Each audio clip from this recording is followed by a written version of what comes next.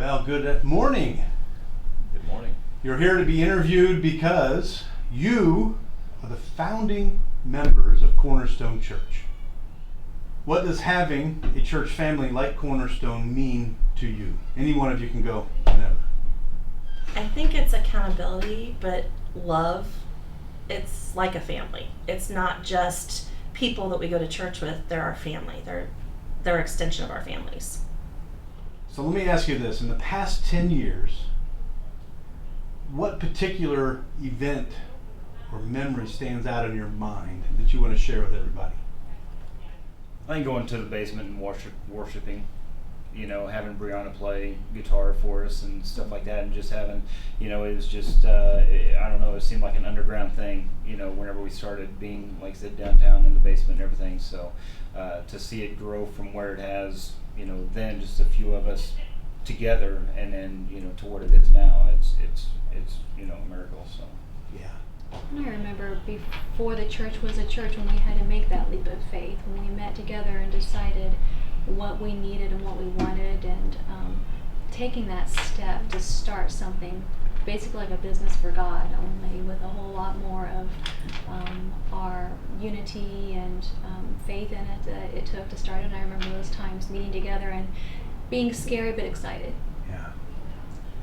And seeing all the ways that God directed us, like go this way, and He opened the doors so that we went the way that He was directing. And I think that everybody being willing to follow that and just have faith that if this is what He says, it's going to work out. And we're like, we don't know what we're doing, but I mean, we didn't have a clue, but He just led us right and opened all the right doors and made it happen. I don't remember how many times Chris and I both were like, I can't believe this is happening. How is this happening? Where are these people coming from? Because it was not something we were doing. We just kept saying it's a God thing. It's a God thing because it wasn't us. So let me ask you a personal question. How has Cornerstone strengthened you to make you step out in faith or step out of your own comfort zone? I can tell you I never planned to be a worship director. That definitely fell in my lap. Audra was the worship director and obviously had to step away. And I remember saying, I can't do this. I don't know how to do this.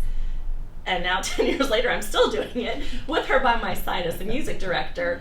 But it was definitely something that totally made me step out of my comfort zone, something I never planned to do.